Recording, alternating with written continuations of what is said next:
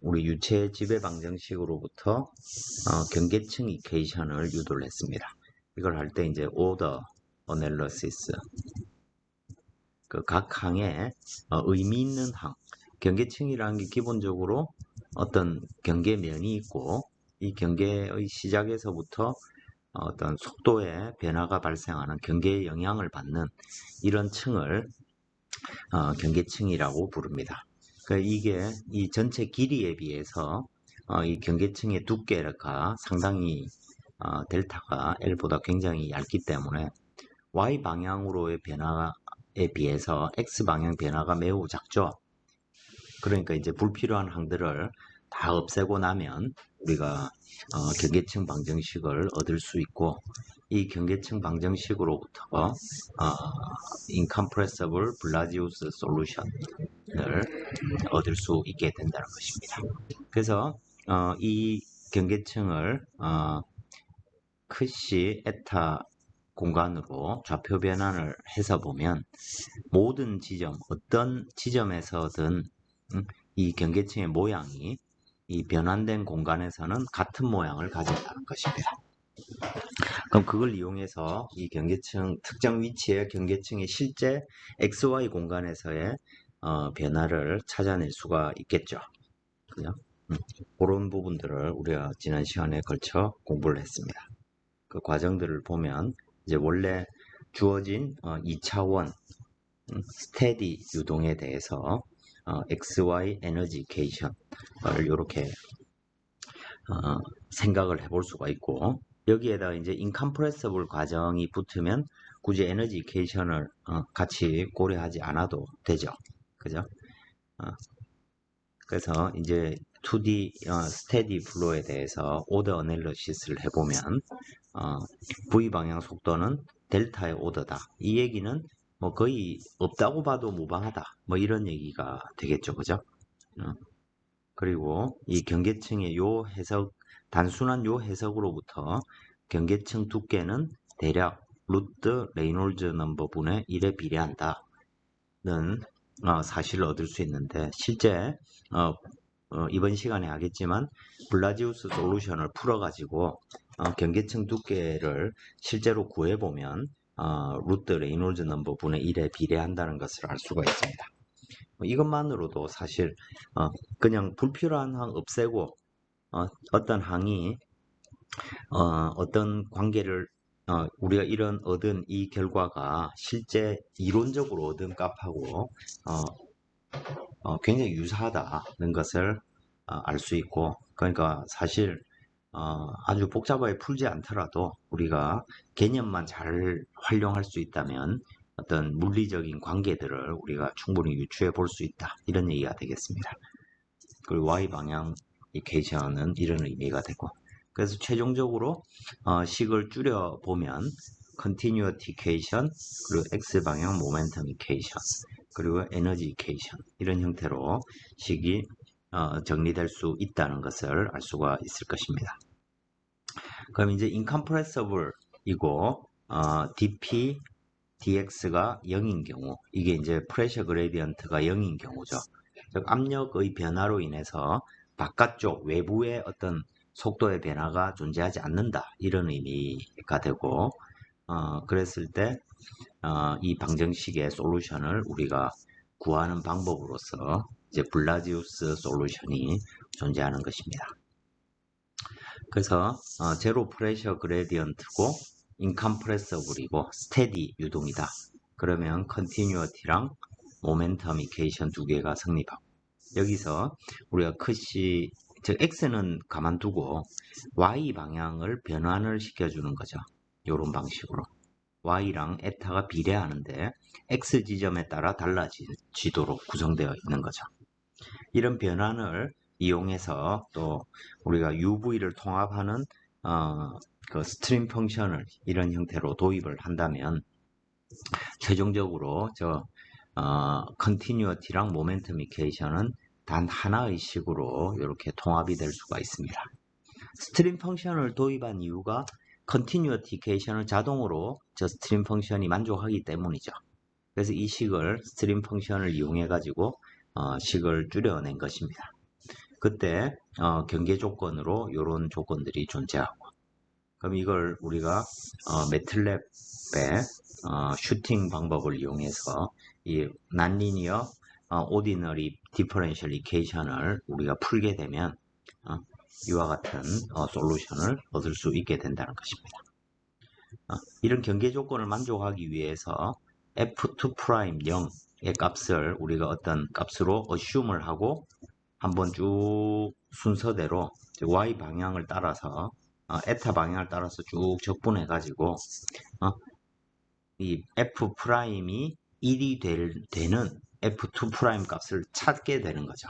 그걸 찾으면 0.332 정도의 값을 얻을 수 있게 됩니다. 그리고 이 솔루션의 의미가 셀프 시밀러 블라디우스 솔루션이라고 부른다는 것입니다. 즉 x 지점이 어떤 지점이든지 간에 실제 xy 공간에서 보면 이 속도 분포는 다르죠. 경계층 두께도 다르고 속도 분포도 다를 겁니다. 근데 얘를 좌표를 변환해 가지고 에타 공간으로 이렇게 옮겨 보면 이 공간에서는 똑같은 속도의 프로파일을 얻을 수 있다는 것입니다. 그래서 셀프 시밀러라는 표현을 쓰는 것이죠. 그러니까 우리가 이 결과를 알고 있으면 거꾸로 특정한 x 위치에서 뭐 y의 속도 분포, y 방향으로의 속도 분포를 구해봐라 라고 하면 변환해주면 되는 거죠. 좌표 변환을 이용해서. 이게 우리가 얘기하는 레미나 측류 경계층의 속도 분포인 것입니다. 셀프 시밀러 솔루션이 되는 것이죠. 그러면 우리가 이 컷이랑 에타에 따라서 F'이 속도를 나타내죠. 그 관계를 우리가 이미 알고 있기 때문에 여기에서 보면 이 관계를 속도 분포를 사실상 알고 있다는 얘기니까 뭐 쉬어 스트레스나 쉬어 스트레스를 이용해서 스킨 프릭션 코에피션트나 경계층의 두께 그리고 인테그럴 파라미터로 디스플레이스먼트 thickness, 모멘텀 thickness 이런 것들을 우리가 구할 수 있게 되는 것입니다. 그리고 이 평판에서의 드랙 코에피션트도 우리가 찾아낼 수 있게 되는 것이죠. 그걸 뭐 좀 하나하나 좀 자세히 살펴보면 기본적으로 쉬어 스트레스라는 것은 뮤의 라운드 U, 라운드 Y로 표현되죠. 그죠? 그리고 표면의 값이니까 Y가 0인 곳입니다. 근데 우리는 지금 무엇을 알고 있냐면 U 오버 U 인피니티가 F 프라임이라는 것을 알고 있는 거죠. 그래서 이걸 에타 공간으로 이 관계식을 바꿔보면 되죠. 어떻게 바꿉니까? 라운드 U, 라운드 Y는 V 인피니티 라운드 F 프라임의 라운드 Y죠. 그죠? U의 정의를 이용해 가지고 F 프라임으로 식을 바꾼 겁니다. 그리고 Y에 대한 미분을 에타에 대한 미분으로 바꿔내면 이 에타에 대한 정의가 쪽에 있죠. 그죠? 에타는 Y 루트 누 X 분의 U 인피니티라는 것을 이 정의에서 알고 있기 때문에 라운드 Y로 미분을 에타 미분으로 이렇게 바꿀 수 있고 그렇게 바꾸면 저 개수가 똑 튀어나오게 되겠죠. 그래서 루트 누 X분의 누 인피니티가 되고 라운드 F 프라임이 되는 거죠. 근데 F 프라임을 에타로 한 번 더 미분한 거니까 결과적으로 이 식은 V 인피니티 루트 누 X분의 V 인피니티의 F2 프라임이 되는 거죠.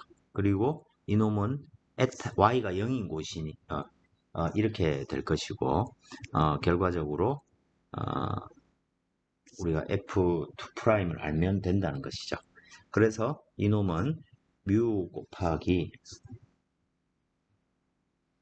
v 인피니티 루트 누 x분의 v 인피니티 곱하기 f2 프라임 에타가 0인 곳에서 값이 되게 될 겁니다. 그럼 이걸 이용해 가지고 CF를 구해보면 CF라는 놈은 쉐어 스트레스를 동합으로 나눈 놈이죠. 그러니까 2배가 나오고 로 인피니티 V 인피니티 제곱이 되는 것이고요. 그러면 여기서부터 로 인피니티 V 인피니티 제곱분의 2가 있고 타월은 뮤 곱하기 V 인피니티 루트 누 X분의 V 인피니티가 되고 F2 프라임 0이 되는 거죠. 그죠? 그래서 이 식을 정리를 해보면 어떻게 됩니까?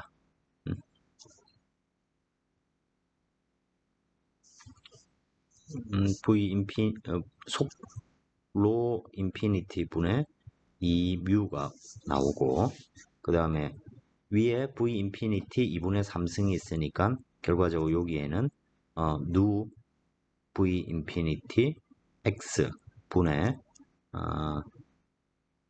1이 남겠죠. 그죠?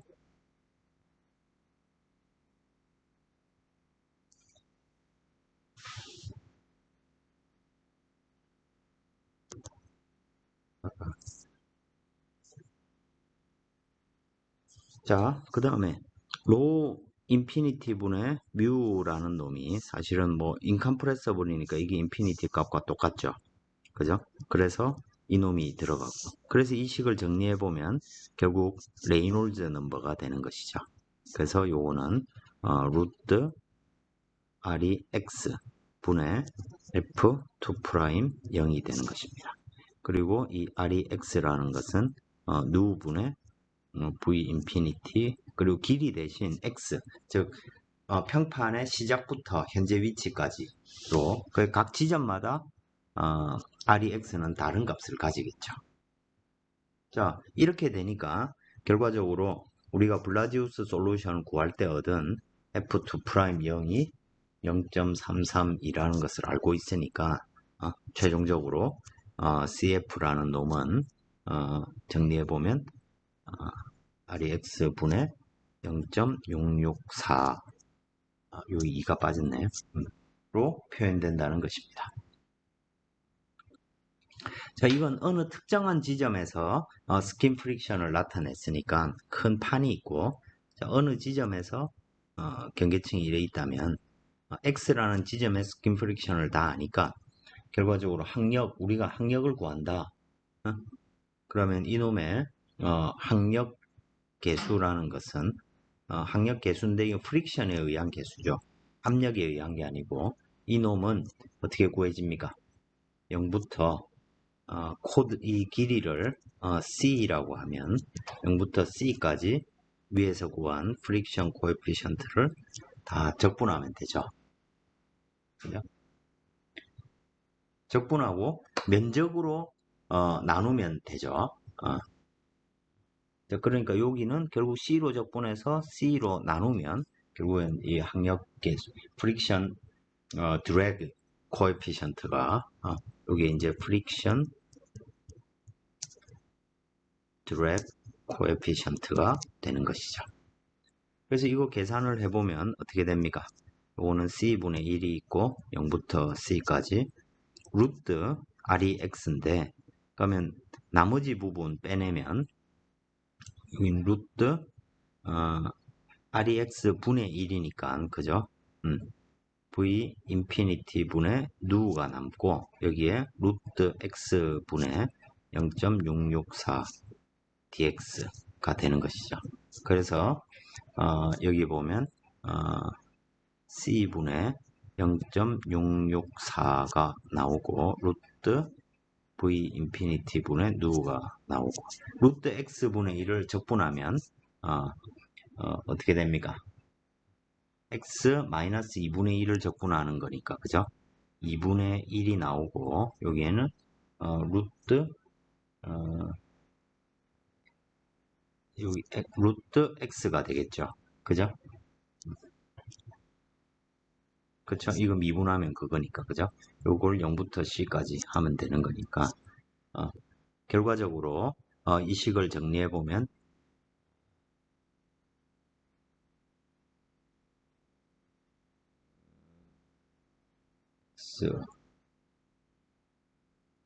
x의 마이너스 2분의 1이고, 이거 적분하면 2분의 1이 아니고 2, x 2분의 1을 미분하면 2분의 1 나눠지고 x 마이너스 2분의 1이 되죠. 그죠? 이렇게 되니까 결국 여기서 1.328이 되고 그 다음에 요 뒤에 남는 놈은 뭡니까?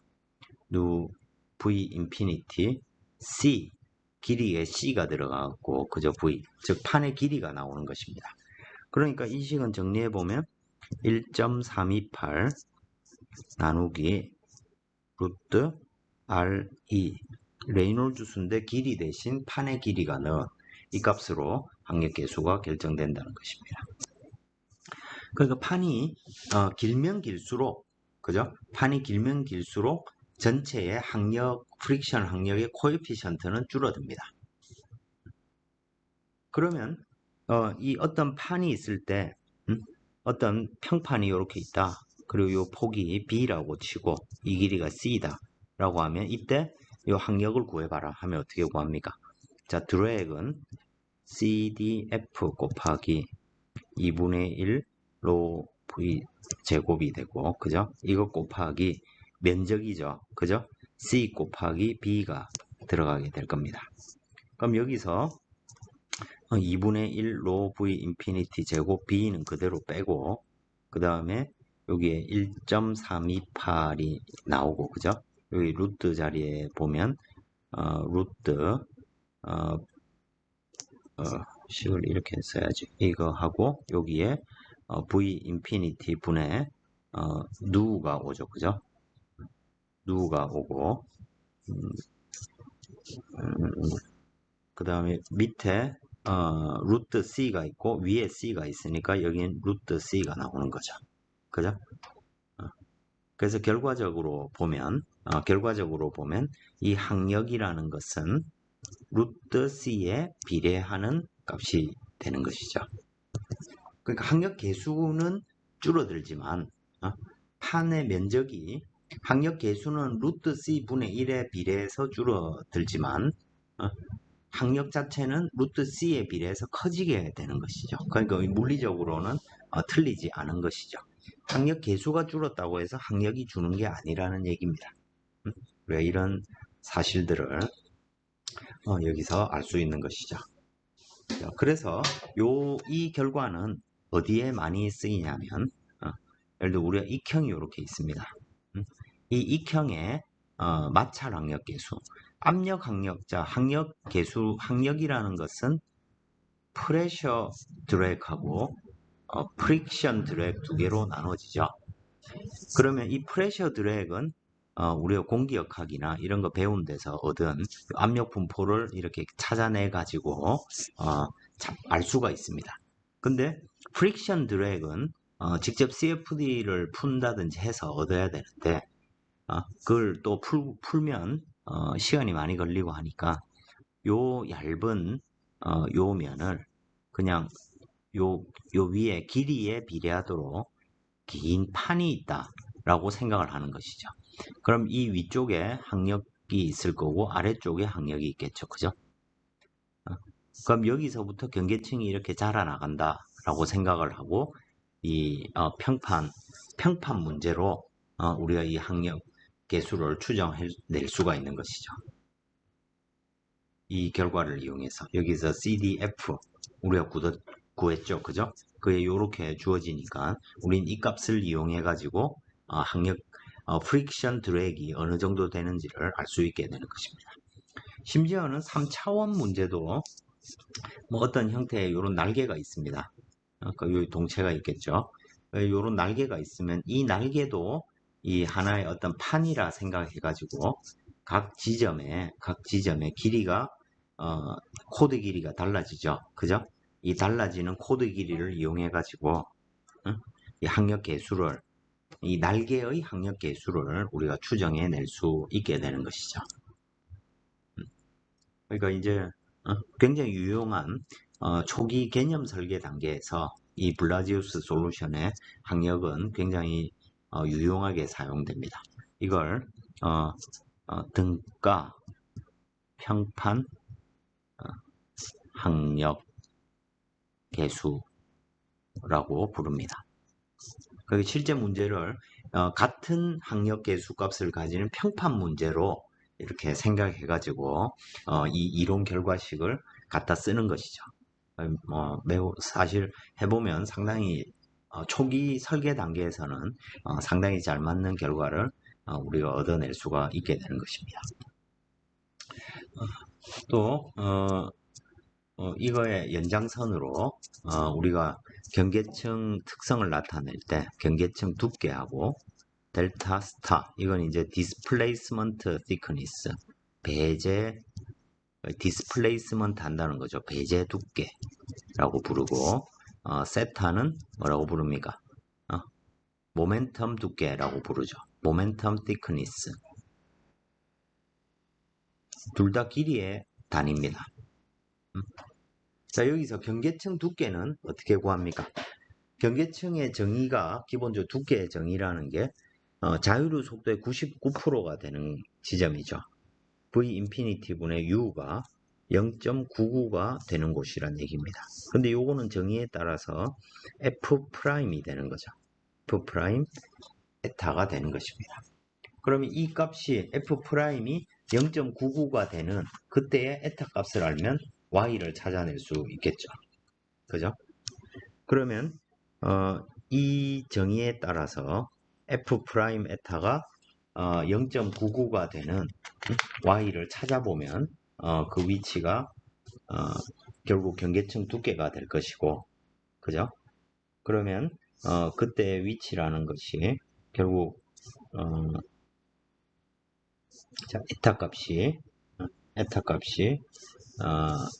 그 위치에 해당되는 우리 그 매틀랩 이런 걸로 얻은 F'이 0.99가 되는 에타 값을 찾아보면 이게 5.0이 됩니다. 그러니까 이 정의에 따라서 에타라는 놈은 y 루트 누 x 분의 v 인피니티인데, 그죠? 이 값이 5.0이 되는 곳이 경계층의 두께니까 이거의 누 x분의 v 인피니티 이렇게 표현될 것이고, 그러면 여기서 마찬가지 방식으로 우리가 이 관계식을 이용하면 델타라는 놈은 5.0 곱하기 루트 v 인피니티 분의 누 x가 된다는 것입니다. 그럼 여기서 이 식을 살짝 바꿔보면 5.0 곱하기 x, 그리고 그러면 밑에 x가 들어가겠죠. 그래서 정리해보면 이놈은 r이 x가 된다는 얘기입니다. 그럼 여기 루트 x니까 결과적으로 델타라는 놈은 루트 x에 비례한다는 것입니다. 즉 쉽게 말해서 이 평판이 요래 있고 여기에 경계층이 이렇게 자라나는데 이놈의 그래프 모양이 루트 x에 비례한다는 것이 됩니다. 경계층 두께가 루트 x에 비례해서 이렇게 자라난다는 얘기가 됩니다. 자, 그 다음에 배제 두께라는 것은 인컴프레서블일 때 정의에 따라서 0부터 델타까지 적분을 하는데 이놈은 속도의 차이를 구하는 것이죠. 그죠? 이놈 dy 이렇게 주어지게 됩니다. 자, 그러면 이 식은 u 인피니티 분의 v 인피니티 분의 u나 v나 뭐 똑같은데 이 식은 결과적으로 정의에 따라서 어떻게 됩니까? 0부터 델타까지 1 마이너스 f 프라임이 되죠. 그죠? f 프라임이고, 그 다음에 dy를 d 에타로 변환시켜야 이 적분이 가능하죠. 그죠? 그러면 dy는 d 에타에 비례하니까 이 식을 d 에타로 표현하면 저 앞에 상수에 해당되는 놈이 밖으로 튀어나오고, 그죠? 그래서 0부터 델타까지 1-f 프라임을 d 에타에 대해서 적분을 하면 되고, 그럼 y가 델타일 때 에타 값이 얼마였습니까? 아까 5였죠, 그죠? 5니까 이놈을 5까지 적분을 하면, 그죠? 우리가 5.0까지 이 식을 적분하면 되겠죠.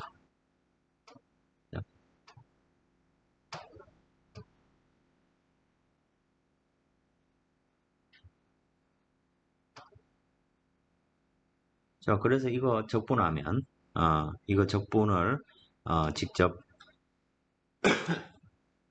해보면, 이 적분을 직접 해보면 이 값이 최종적으로 1.72가 나오게 됩니다. 이 적분 어떻게 합니까? 그 우리가 수치적으로 앞에 에타를 그 블라지우스 솔루션을 수치적으로 얻은 것을 그냥 수치적으로 적분하는 것이죠. 그걸 잘 적분해 보면 1.72가 나오고 요 항을 다시 정리해 보면 루트 REX가 나오고 여기에 X가 딱 붙게 됩니다. 그러니까 배제 두께도 루트 X에 비례해서 증가하게 되겠죠. 그럼 세타는 어떻게 구합니까? 세타는 0부터 델타까지 U 앞에서 계속 V 인피니티를 썼으니까 V 인피니티 분의 U고 1 마이너스 V 인피니티 분의 U에 dy를 적분하는 것이죠. 그래서 이것도 같은 방식으로 해보면 V 인피니티 분의 nu x가 여기 오게 되고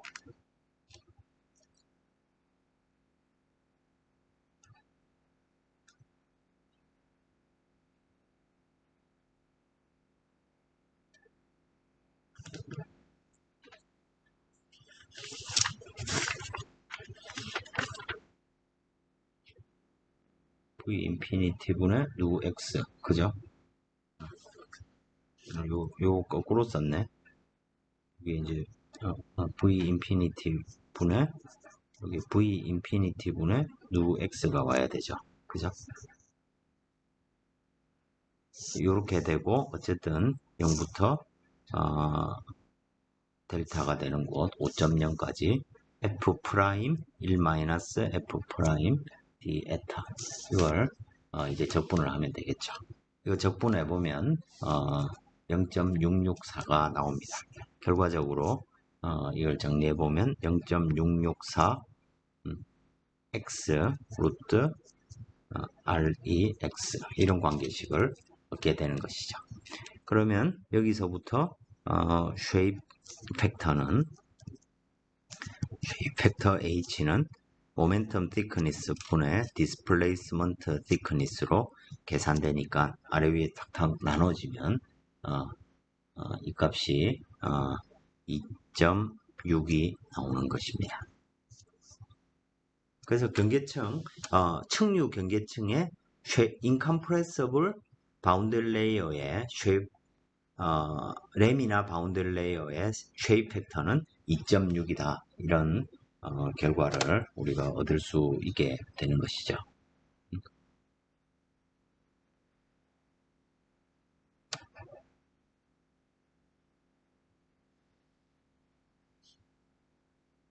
자, 이 1호부터 자 이런 걸 이용해서 우리가 이제 블라지우스 솔루션을 통해서 스킨 프릭션 마찰 항력도 구할 수 있고 형상의 특성을 나타내는 디스플레이스먼트 티크니스 그다음 모멘텀 티크니스 이런 것들을 다 알 수 있게 되는 것입니다. 뭐 그냥 어떻게 보면 그저 뭐 좀 복잡한 수학의 산수 문제에 불과한 것이죠. 그죠? 이걸 여러분들이 얻었던 에디슨 CFD 결과랑 이렇게 비교해 볼 수 있겠죠. 그죠? 한번 이 결과들을 특히 프릭션 코에피션트에 관한 결과를 여러분들이 잘 기억하고 있으면 도움이 많이 될 것 같습니다. 그 다음에 이제 있는 내용은 이제 평판 위에서 인컴프레서블이 아니고 컴프레서블이면 어떻게 될까? 이런 얘기입니다. 우리가 인컴프레서블 블라지우스 솔루션 할 때는 모멘텀 저 앞에서 보면 이 방정식에서 이 두 식을 연결해서 그죠? 스트림 펑션을 이용해 이 두 식을 연결해서 솔루션을 구했습니다. 근데 컴프레서블이 된다면 이게 공기라면 P는 로 RT로 압력이 달라질 수 있고 그죠? 또는 압력이 만약 바뀌지 않는다면 온도와 밀도가 이런 관계를 나타내겠죠. 또 뮤 점성계수도 온도의 함수가 되니까 결국 온도를 얻기 위해서 에너지 이퀘이션을 풀 수밖에 없게 되어 있는 것이죠. 그래서 이 세 식을 이제 한꺼번에 우리가 풀 수가 있습니다. 그 책에 보시면 1021부터 1023까지 얘들 식을 이렇게 좌표 변환 룰을 이용해 가지고 식을 구해보면 상당히 복잡한 두 개의 식을 얻게 됩니다. 근데 그 두 개의 식도 복잡할 뿐이지 근본에서는 3차 미분 방정식에 불과하다는 것입니다. 근데 난리니어죠. 그죠? 3차 서드 오더 난리니어 오디너리 디퍼런셜 이퀘이션의 시스템인 거죠. 두 개를 연결해서 이렇게 풀어야 되는 것입니다. 요즘에는 옛날엔 저걸 푸는 게 정말로 어려운 일이었는데 요즘에는 매틀랩 이런 걸 이용하면 매우 간단하진 않죠. 반복적으로 매틀랩이 다 풀어줍니다. 그래서 결과적으로 에타의 함수로 f 펑션들을 우리가 구할 수 있고 그러면 그걸로부터 우리가 속도의 분포를 알 수 있게 된다는 것입니다. 자, 그 결과로서 여기에 보시면 압축성 경계층 유동일 때 속도 분포를 이렇게 알 수가 있습니다. 그러니까 여기 이제 열적인 문제가 중요하니까 평판이 어떻게 되어 있느냐. 예를 들어 인슐레이티드 플레이트 이건 이제 단열 조건이 벽에 주어졌다라는 것입니다. 그럼 단열이냐 또는 그 벽면 온도가 정해지는 아이소서멀 컨디션이냐에 따라 솔루션이 달라질 겁니다. 그래서 보면 우리가 앞에서 얻었던 블라지우스 솔루션을 여기 속도 B U 오버 U E라고 되어 있는데 이게 뭐 자유류의 속도랑 거의 같겠죠. 그리고 여기도 보면 루트 REX가 있습니다. 그리고 X분의 Y로 표현되는 거죠. 그러니까 어떻게 보면 에타라는 놈이 뭐 이렇게 표현된다는 걸로 생각을 하면 되겠습니다. 그러면 인컴프레서블일 때는 이런 분포를 가집니다. 근데 마하수가 증가할수록 예를 들어 마하수가 8이다 라고 하면 더 높은 곳까지 이렇게 속도 분포가 증가를 한다는 것이죠. 그죠? 이게 무슨 말이냐면 속도가 1.0에 거의 다가가는 0.99가 경계층 두께라고 했는데 예를 들어 마하 8이면 그때에 해당되는 값이 여기 있죠. 그죠? 자, 여기 보면 인컴프레서블일 때는 요 값이 대략 어디에 있다는 얘기입니까? 5.0인 곳에 있다는 얘기입니다. 근데 마하 8만 돼도 에타 값이 뭐 20, 25 정도에 해당되는 값에 있다는 것이죠. 경계층이 상대적으로 훨씬 두껍게 형성된다는 것입니다. 실제 두께와 달리 이 공간에서 에타 공간에서 훨씬 두껍게 된다는 것이고 이 두께가 결정되는 것은 마하수가 증가함에 따라서 에타 공간에서 일정한 값을 가지는 게 아니고 마하수가 증가함에 따라서 경계층 두께는 더 두꺼워진다. 이렇게 이해가 될 수 있는 것이죠. 온도 분포 또한 우리가 인컴프레서블을 가정하고 이 온도를 단열이니까 여기 표면에서, 그죠? 표면에서 온도는 벽에 수직하게 작용하겠죠. 그죠? 자, 그래서 어, 표면 바깥 온도에 비해서 자, 인컴프레서블이면 거의 이 값이 1.0에 있겠죠. 그죠? 즉 경계층 내부의 온도가 경계층 바깥의 온도와 같게 될 겁니다. 그죠? 근데 이게 마하수가 증가함에 따라서 어,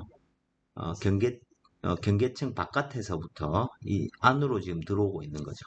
마하 20이면 경계층 바깥에서부터 온도가 점점 증가해가지고, 그죠? 점점 증가해가지고 온도비가 한 70배까지 이렇게 증가한다는 것을 알 수 있습니다. 사실 말이 좋아 70배지, 그죠? 바깥의 온도가 200, 200도다. 그러면 200도가 아니고 200켈빈이죠. 그죠? 200켈빈이다. 라고 하면 그놈의 10배면 2000도고, 그죠? 70배면 14,000도죠. 그죠? 말도 안 되게 벽면의 온도가 증가한다는 것입니다. 왜 증가합니까? 결과적으로 속도가 표면으로 갈수록 속도가 점점 줄죠. 그러면 매우 큰 운동 에너지가 열 에너지로 바뀌었고 그게 양쪽으로 빠져나가야 되는데 아래쪽 평면이 단열이 되어 있으니까 열이 빠져나가지 못하고 계속 내부 에너지로 축적이 되고 있다는 말이 되겠죠. 그죠?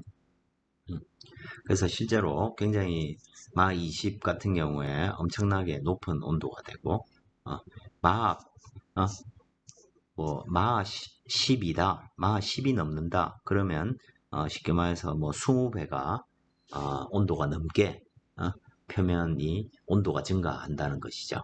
그죠? 그래서 열을 표면에서 쿨링을 시켜주는 시스템이 필요하고 그래서 만약에 우리가 표면의 온도를 뭐 300켈빈 정도로 어, 좀 그 냉각 시스템을 표면에 적용해 가지고 온도를 유지시킨다라고 하면 밖으로 빠져나가지 못하고 그 온도가 경계층 내의 어느 구간에 축적이 되겠죠. 음. 예를 들어 마 16 케이스를 보면 이놈의 경계층 두께는 에타가 약 60 얼마 정도 되는 곳에 있습니다. 저 위에까지 있다는 거죠. 이렇게. 그죠? 경계층 두께는 이만큼입니다. 60까지. 그죠? 근데 그 중에서 요 벽에 가까운 에타가 10 정도 되는 곳에서 온도가 제일 높게 오르고 이런 경우에는 공기의 최대 온도가 약 10배 정도 증가하고 마 20이라고 하면 약 10 몇 배 정도. 자, 그러니까 단열 벽면에 비해서 요 콜드 플레이트 조건이 온도는 훨씬 작게 올라가겠죠. 왜냐하면 이 표면으로 연류동이 빠져나가니까, 그죠? 온도의 기울기가 있잖아요. 그죠? 라운드 T, 라운드 Y가 있으니까. 그러니까 요 밑에서 엄청나게 많은 열을 쿨링을 시켜줘야 된다는 것이죠. 그러니까 현실적으로 이해 가능하지 않다는 얘기입니다. 그래서 스페이스 셔틀 같은 경우에는 표면에 타일을 붙여가지고 타일은 단열이죠. 그죠? 그래서 타일이 엄청나게 가열이 되면 그 타일이 다 녹아버려가지고 바깥으로 다 빠져나가 버리겠죠. 그만큼 열이 흡수돼서 나가게 되니까 타일이 가열되고 그놈을 녹는 방법을 선택할 수밖에 없는 것입니다. 쿨링에 한계가 있다는 얘기입니다. 그러면 배보다 배꼽이 더 커져가지고 극초음속 비행체에 뭐 이 에어 컨디셔닝 그러니까 그런 시스템을 TPS라고 하는데 Thermal Protection 시스템이라고 부릅니다.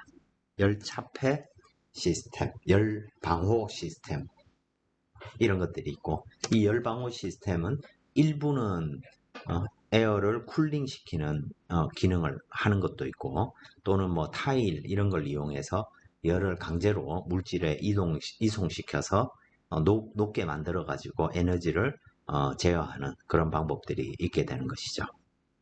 이런 지금 보여드린 이 그래프 모두 책에 나와 있는 그 방정식을 풀어가지고 얻어낸 값들입니다. 이 결과들도 상당히 유용하고 직접 어느 정도 그 극초음속 비행체에서 어느 정도 온도가 올라갈지 예측을 할 때 유용하게 쓰일 수 있는 것들이 되겠죠. 또 이 17, 뭐, 그거에 관한 설명들이, 챕터 18의 램이나 바운들 레이어에 자세하게 잘 나와 있습니다. 그리고 이제 뭐, 레퍼러처, 템퍼러처, 레퍼런스 템퍼러처, 뭐, 스태그네이션 포인트, 히팅, 뭐, 이런 내용들이 요 뒤쪽에 있는데, 그런 것들은 생략을 하도록 하겠습니다. 그러면, 블라지우스 방정식이나 compressible boundary layer에 대해서도 우리가 상미분 방정식이라 하더라도 우리가 이 CFD 이 과목에서 배운 그 차분법을 이용해 가지고 문제를 풀 수도 있겠죠. 그죠? 그걸 푸는 게 18.6장에 나와 있습니다. Finite Difference Solution에서 이걸 우리가 배웠던 한 번 미분한 놈은 센츄럴 디퍼런스 또는 어빈드 이런 거 이용하고 두 번 미분한 놈은 1, 마이너스 2, 1 기억나죠? 그걸 이용해서 관계식을 구성해가지고 경계식을 만족하는 솔루션이 나올 때까지 엘립틱 이퀘이션이니까 반복 계산을 수행하면 되겠죠. 그죠? 그런 방법들이 간단히 나와 있습니다. 살펴보시면 되겠습니다. 그리고 19장에 있는 내용은 터블런트 바운더 레이어라고 해서 마찬가지 방식으로 뭐 아주 좀 복잡한 과정을 거치겠습니다만은 이 마찬가지 방식으로 우리가 문제를 블라지우스 솔루션처럼 비압 축성 유동에서 터블런트 바운더 레이어를 구하면 이와 같이 램이나 바운더 레이어의 경계층 두께는 뭐였습니까? 5.0 나누기 루트 REX로 표현됐죠. 2분의 1승입니다. 그죠? 그런데 난류 경계층 같은 경우에는 5분의 1승에 비례하고 스킨 프릭션도 5분의 1승에 비례합니다. 그래서 이 스킨 프릭션을 레이놀즈 수에 따라서 R이 인피니티가 아니고 REX가 되겠죠. 그죠? 레이놀즈 수에 따라서 자 레미나 같으면 레미나의 스킨 프릭션은 0.664 나누기 루트 REX죠. 그죠? 그래서 이걸 로그 스케일에서 그려보면 이와 같이 이 그래프는 직선의 모양을 가지게 됩니다. 이런 직선의 모양을 갖고 스킨 프릭션이 코에피션트가 레이놀즈 수가 커짐에 따라서 쭉 줄어들겠죠. 그죠? 계속 강조를 하지만 그렇다고 해서 항력이 줄어든다는 얘기는 아니죠. 그죠? 최종적으로 전체 항력은 루트 x에 비례해서 커지게 됩니다. 근데 이렇게 가다가 난류로의 천이가 이렇게 일어나고 트랜지션이 일어난다는 얘기입니다. 트랜지션이 일어나서 경계층의 특성이 바뀌게 되는데 그렇게 바뀌게 되면 그 다음부터는 요 라인 이건 이제 뭐에 비례하냐면 요거는 5분의 1승 분의 1에 비례하는 이 그래프를 따라 이렇게 움직이는 것이죠. 그죠? 그래서 그것 또한 마하수가 커짐에 따라서 점점 스킨 프릭션은 낮아지죠. 그죠? 쉽게 말해서 이 개수값은 0.074는 인컴프레서블인데 컴프레서블이 되면 요 그래프의 모양은 비슷한데 이 개수값이 이렇게 계속 바뀌는 형태로 표현되게 될 겁니다. 자, 이런 이론을 이용해서 우리가 이 스킨 프릭션의 분포를 안다면 그래서 아까 등가 평판 모델 같은 경우에도 우리가 에어포 날개 문제를 풀면 대략적으로 뭐 이렇게 있을 때 우리가 이론적으로 트랜지션이 예를 들어 코드 길이의 20% 지점에서 일어난다. 그럼 여기서 경계층이 이렇게 자라오다가 측류면 이렇게 자랄 거고, 그죠? 그럼 난류면 이렇게 더 두꺼운 경계층이 만들어질 겁니다. 그러면 두 개를 나눠서 앞쪽은 요만큼의 을 이용해서 스킨 프릭션을 적분하면 항력이 얻어질 거고, 요거 트랜지션 이후부터는 난류 경계층을 이용해서 이 그래프를 그리게 되면 CF를 얻을 수 있겠죠. 요 그래프를 이용해서. 그럼 그 둘을 측류와 난류 영역을 나눠서 항력을 계산할 수 있게 되겠죠. 그죠? 아마 여러분 공기역학 할 때도 일부 이런 결과를 이용해서 얻었을 것입니다. 그래서 지금 우리가 이 장에서 다룬 요 블라제우스 솔루션 뭐 이런 이론적인 경계층의 특성들이 실제로 날개라든지 이런데 마찰 항력 구하는데 활용이 되는 것입니다. 그럼 이제 문제에 따라서 측류 경계층만 있는 경우도 있고, 그죠? 또는 경우에 따라서는 난류 경계 측류 영역이 매우 작게 발생하는 문제도 있을 것입니다. 이제 그런 걸 판정하려면 또 이제 트랜지션 이런 현상들을 알아야 되겠죠. 자, 뭐 이런 것들이 대략적인 결과들이 되겠습니다. 이걸 이용해서 우리가 경계층 이론에 관계된 레미나 바운더리 레이어, 터뷸런트 바운더리 레이어 매우 간단하게 살펴봤지만 이런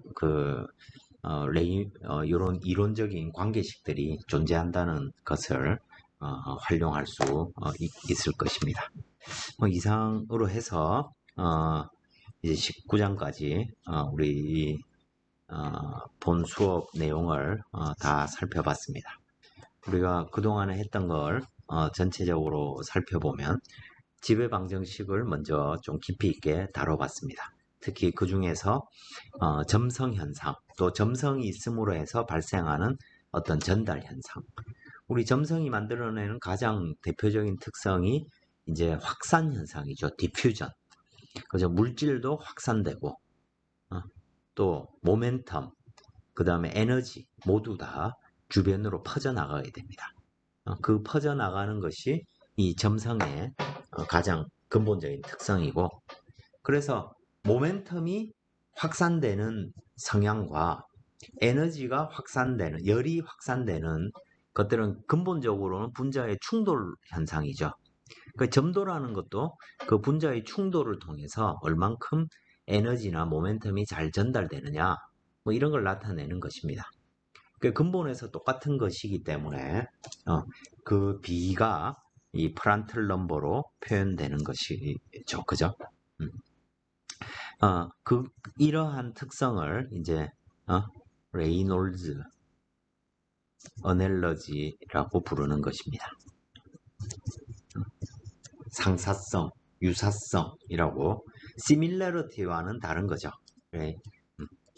그래서 이걸 이용해서 이제 뭐 마찰 항력 프릭션의 마찰의 분포를 알고 싶을 때 열 전달을 측정하면 그 분포의 변화를 알 수 있게 된다. 뭐 이런 실용적인 의미도 있는 것이죠. 자, 그런 물리적인 특성에 기반해서 그 각각의 항들의 좀 을 우리가 수치적으로 이제 1차원 문제로 변환해 가지고 그 1차원에서 히트 이퀘이션, 그 다음에 라플라스 이퀘이션, 그 다음에 웨이브 이퀘이션 이 세 가지 방정식들을 살펴봤습니다. 그 솔루션들을 우리가 CFD를 통해서 구해봤고, 여러분들이 해본 것들을 2차원, 3차원으로 확대시키면 결국 여러분들이 상용 코드를 통해서 얻게 되는 솔루션들을 얻을 수 있는 것이죠. 본성은 다를 바 없다는 것입니다. 그런 것들을 살펴보고 다시 호프만 책으로 와서 점성 유동의 대표적인 관유동, 그 다음에 경계층 이런 것들에 대한 이론을 그동안 살펴봤습니다. 하면서 여러 과제들도 많이 했고 고생 많으셨습니다. 여러분들 배운 내용 어, 이걸 어디서 직접 쓰게 될 사람들은 그렇게 많지 않겠지만 이런 것들을 고민하면서 여러분들 해본 기술들, 특히 미분 방정식을 간단하게 차분식을 만들어 가지고 수치적으로 풀 수 있으면 꼭 여기에서 배운 방정식이 아니더라도 어떤 방정식이라도 여러분들이 그렇게 수치적인 솔루션을 얻을 수 있게 될 것입니다. 거기에 도움이 될 수 있다면 이 과목의 목적은 충분히 달성했다고 생각이 됩니다. 네, 이상으로 강의를 마치도록 하겠습니다.